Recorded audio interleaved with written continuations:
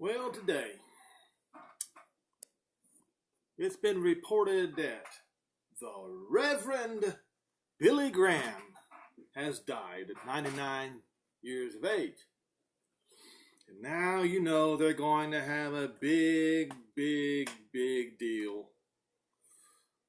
Funeral procession, mourning, and what a great man this man was. And I asked the question. See, I'm the one who always asks questions. Is he deserving of such accolades? Is he a true, or was he a true minister of Jehovah? Or was he a false prophet? Well, let's find out, shall we? So, what I'm going to do today, there is a website called sounddoctrineministries.wordpress.com.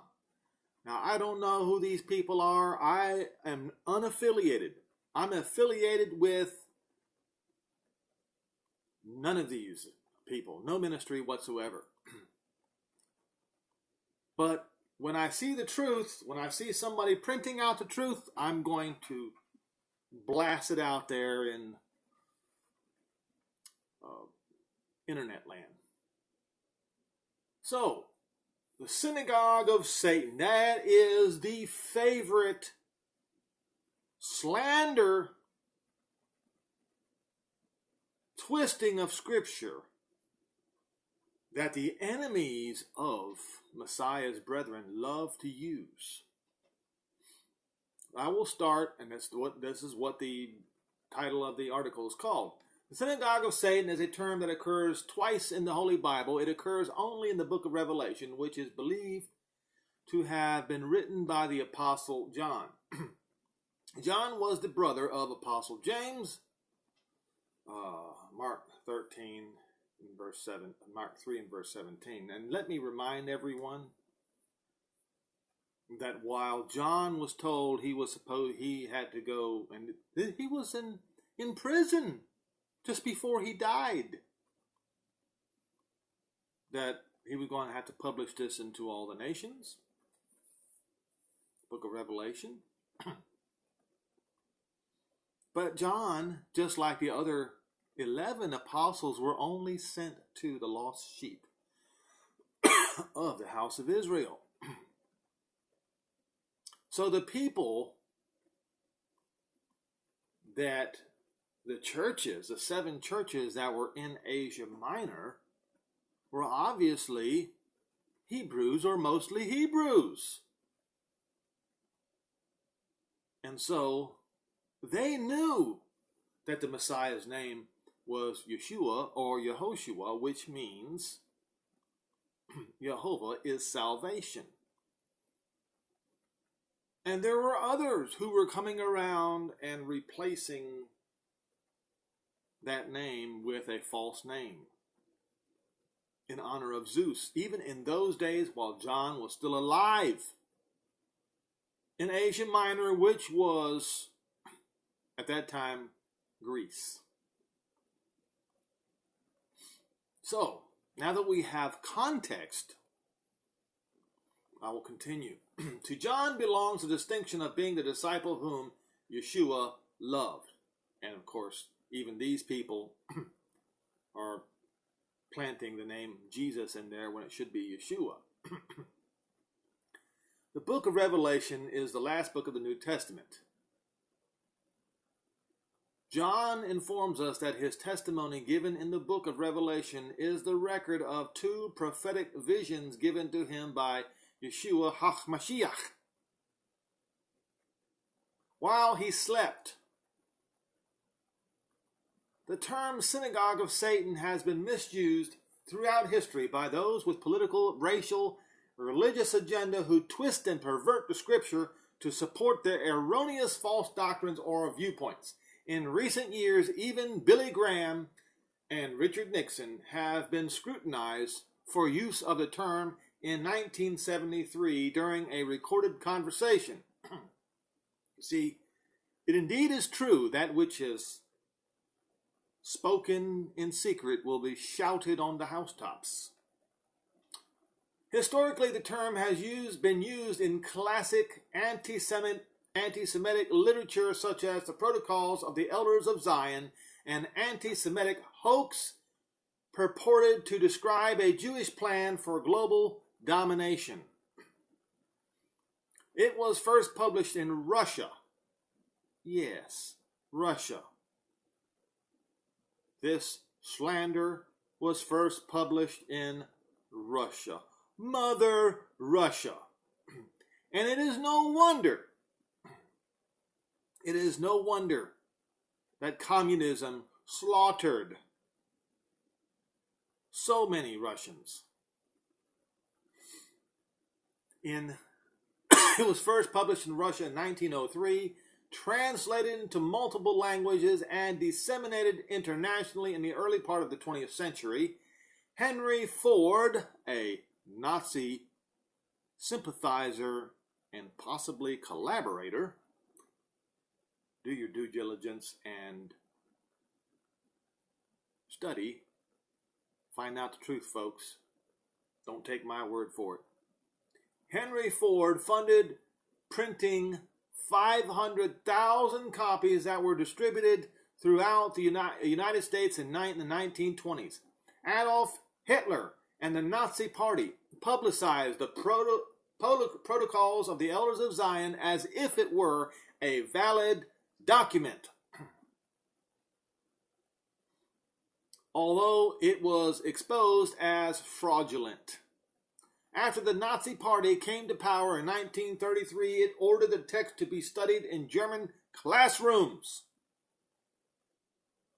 The historian Norman Cohn suggested that Hitler used the publication as his primary justification for initiating the Holocaust, a warrant for genocide. And now you know why Russia is going to be the first nation to go down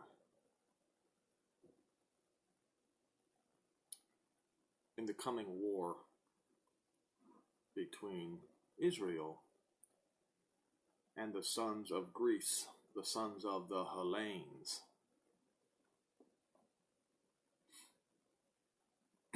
In religion, the term Synagogue of Satan, listen very carefully, folks, and I have been fighting against this one for a long time. In religion, the term Synagogue of Satan had been used throughout Catholicism, the Christian Identity Movement, and the Church of Israel. Yeah, Church of Israel.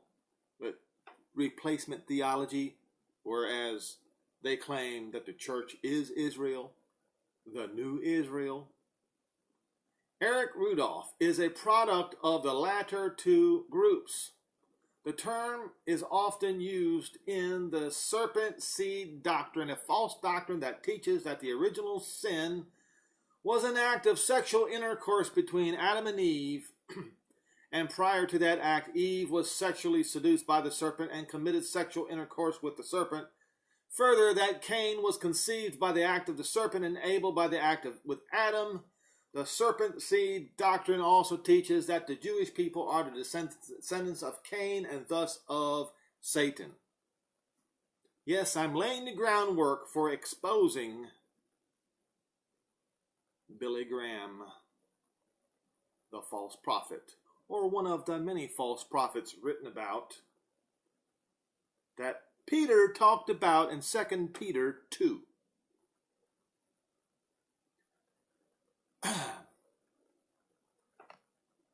The term Synagogue of Satan has been used to criticize the modern state of Israel, going so far as making claims that the Jewish people are not really Jewish people.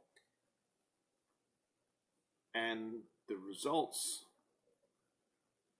of this brainwashing you will see on the Hal Turner website and even on Zero Hedge website. if you care to take a look. But Khazars, who have adopted the Babylonian Talmud and the Cabal to steal the land whose rightful owners, the Jewish people, are still in exile. Now, see, if these people would actually open up their Bible and read Joel 3, they would realize that this is all nonsense and lies. They would rather read a book from false prophets than to actually read the Bible. Case in point, the Mormon Church.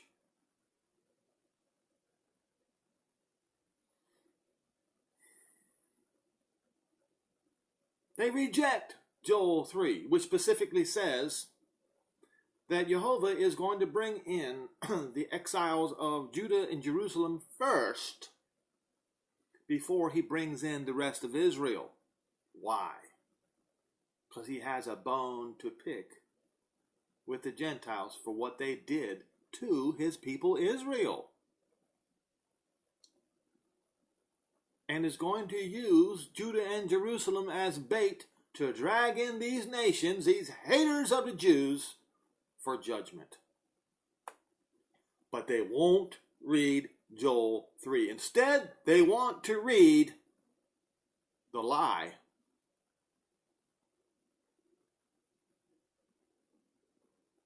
perpetrated by many false prophets going all the way back to Constantine.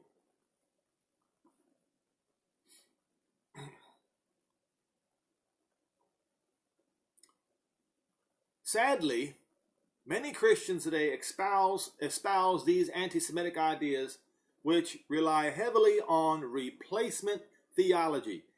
Have I not been talking about the scourge, the curse of replacement theology?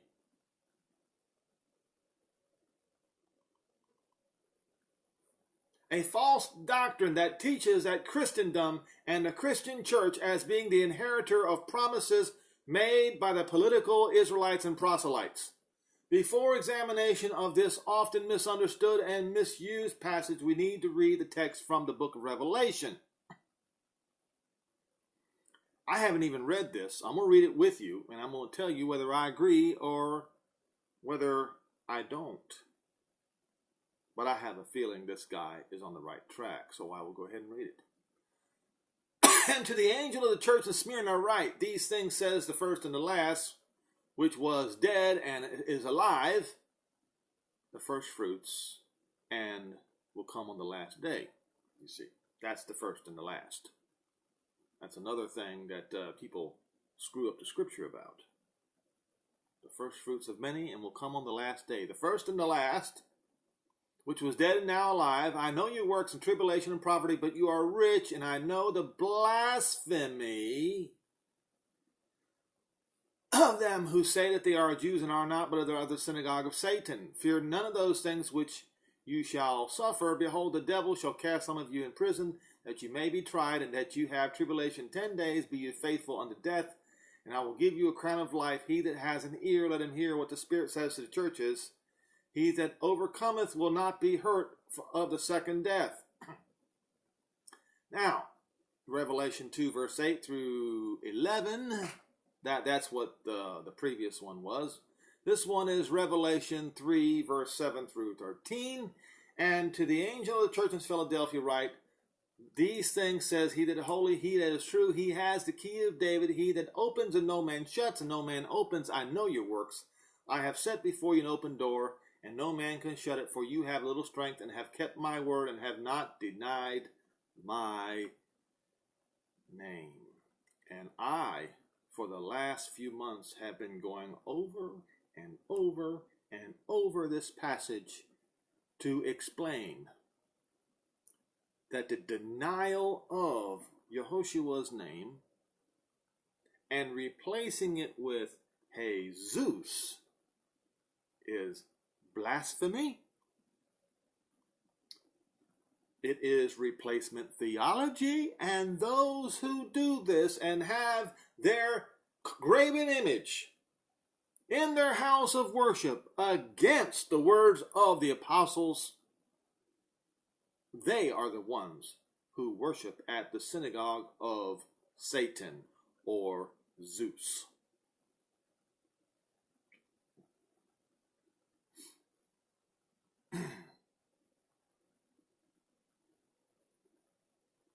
I have set before you an open door, and no man can shut it, for you have little strength, and have kept my word, and have not denied my name.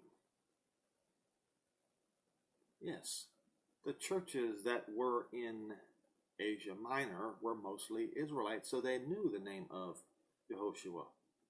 It was in their vocabulary. The name Jesus was not in their vocabulary. Behold, I will make them of the synagogue of Satan, which say that they are Jews and are not, but do lie. I will make them to come down and worship before your feet.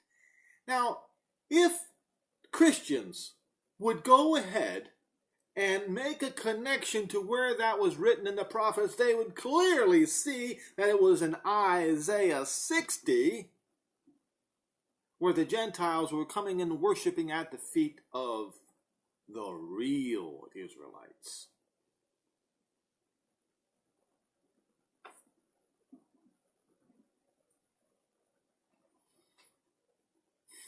And to know that I have loved you because you have kept the word of my patience, I will also keep you from the hour of temptation which shall come upon the whole world to put them on trial.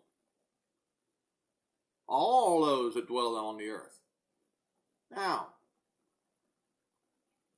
so he says in these passages of scriptures, and I don't know why he's using that name, Jesus Christ, he should know better. Yeshua Messiah is addressing the church in Smyrna and the church in Philadelphia. The word synagogue comes from a Greek word meaning assembly of men or congregation, and it was used much like the English word church. The synagogue of Satan is an assembly or congregation made up of individuals who say that they are Jews and are not. The word Jew here is used in a, he says, spiritual sense, but it's actually in a figurative sense. The Apostle Paul defines a figurative Jew in his epistles to the Romans. Paul wrote that for he is not a Jew who is one outwardly only, neither is that circumcision which is outward of the flesh, but he is a Jew who is one inwardly, and the circumcision is that of the heart, in the spirit, and not of the letter, whose praise is not of men, but of Jehovah.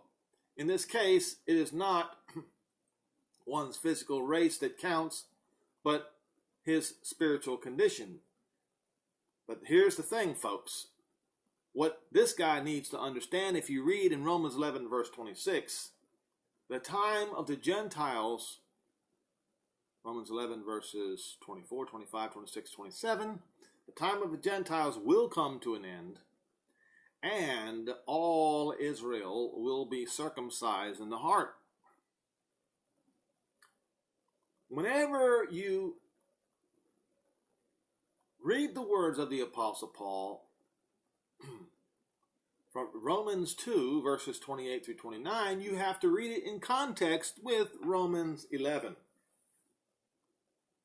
And Christians today don't know Romans 11 because it is strictly avoided by their preachers. It is strictly avoided, so they can twist the words of Paul, which Peter warned about. He said those who twist the words of Paul are unlearned in the scripture, and they do so to their own destruction. So you want to go ahead and you want to go twist the words of Paul? You better read Romans 11 before you do it.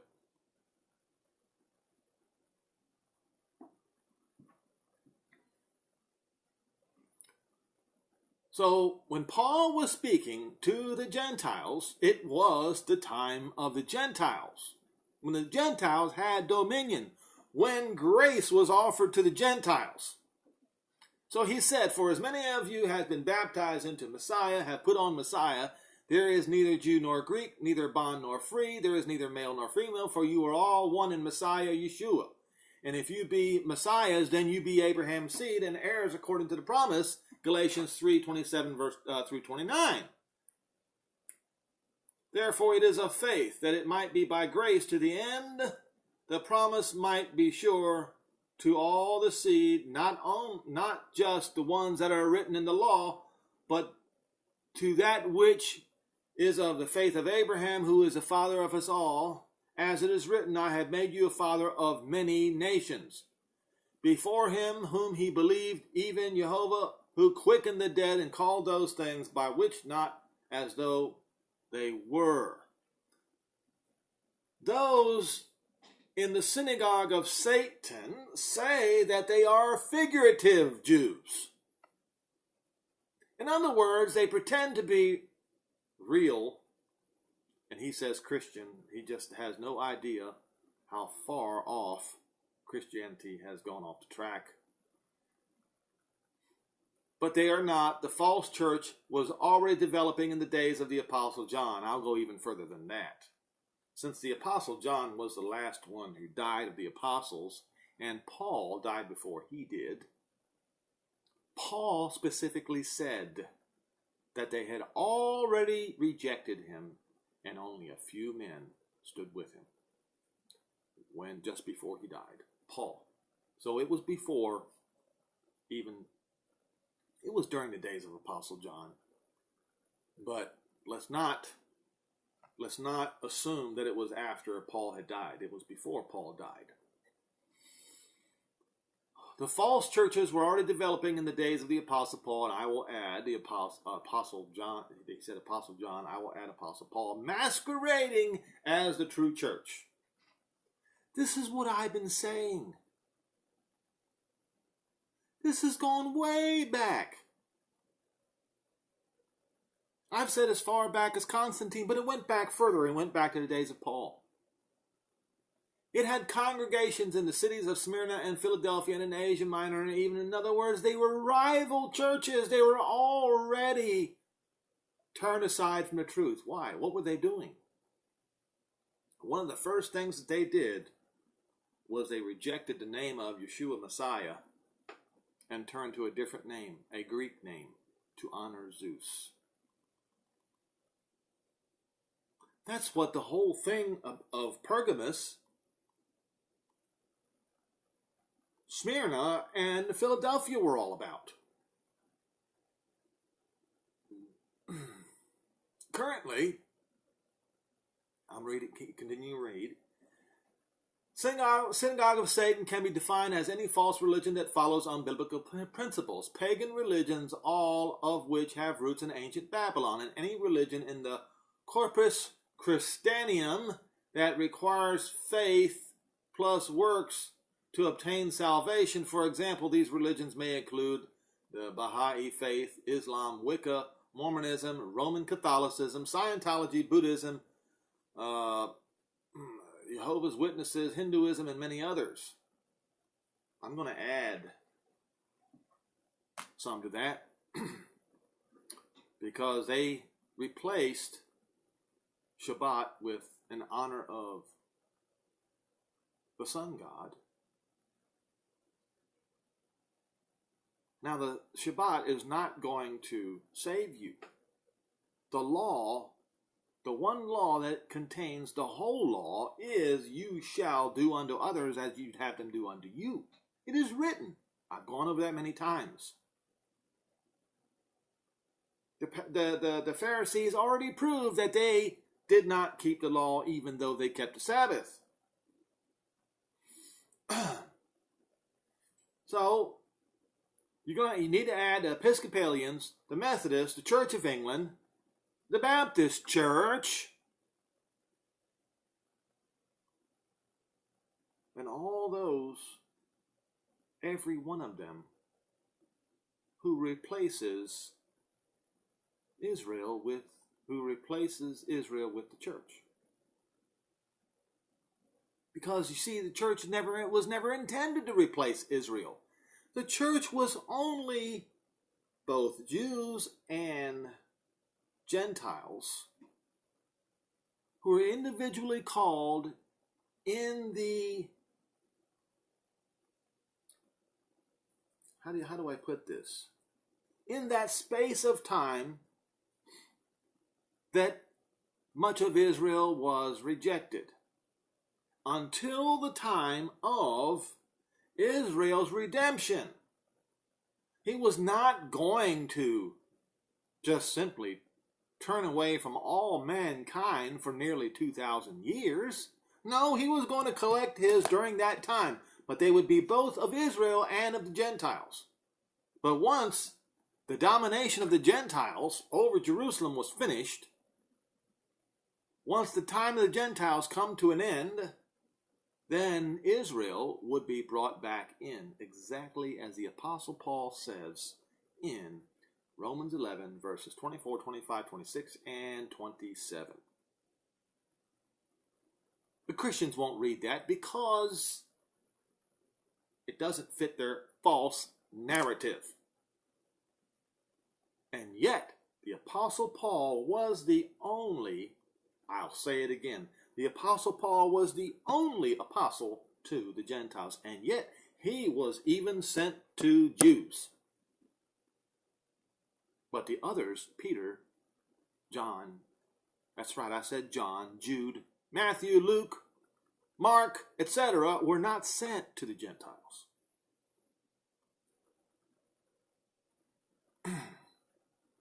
So, he says and summarizes, the synagogue of Satan may also include those who adhere to the false doctrine of replacement theology.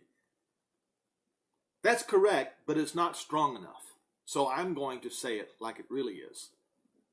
The synagogue of Satan is every religion who adhere to the false doctrine of replacement theology. It's not maybe. It is. There's no maybe about it. So all of those religions who use the term synagogue of Satan against the Jews, it is them that are the synagogue of Satan. Satan's modus operandi is deception. In particular, he labors endlessly in counterfeiting the things of Jehovah. 2 Corinthians 11 verses 13 through 15 says, "For such are false apostles, deceitful workers, transforming themselves into apostles of Messiah, and no marvel, because Satan himself is transformed into an angel of light, yes, with even a halo around his head. Therefore it is no great thing if his ministers also be transformed as ministers of righteousness, whose end shall be according to their works." Do you hear that, followers of Billy Graham? Yeshua Messiah said, "Beware of false prophets, which come to you in sheep's clothing, but inward they are ravening wolves." How do you know that they are ravening wolves? They demand your money. They take from you. Whereas Yeshua Messiah said that the ministers were supposed to minister and feed the flock. Literally. Literally.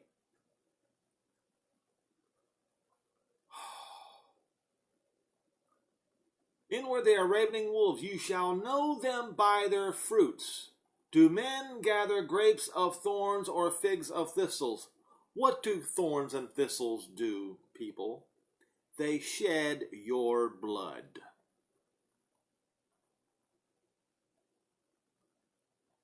Those who follow the doctrine of the so-called Protocols of Zion book, declaring that the Jews are of the synagogue of Satan, they are the ones who are responsible for millions that died in the Holocaust. Every single one of them who ascribe to that falsehood in the Protocols of Zion, they are equally responsible for the Holocaust, equal with Hitler. Thorns and briars shed blood. And this is what Paul was talking about. Or I should say, in this case, Yeshua Messiah was talking about. "Wherefore, by their fruits you shall know them. If bloodshed comes as a result, if bloodshed upon the Jews comes as a result of unsound doctrine, then Matthew 7, verse 15 and through 20 applies to them. If you ascribe to the synagogue of Satan nonsense against the Jews, then you stand with those who murdered many in the Holocaust. So this fellow, in his final words, says, all believers should make sure that the church they attend and its ministries are following biblical doctrines and are producing the fruits of righteousness. Otherwise, it may be synagogue of Satan. Well, I'm going to go even further than that. Every congregation that has as its Messiah honoring the name of Zeus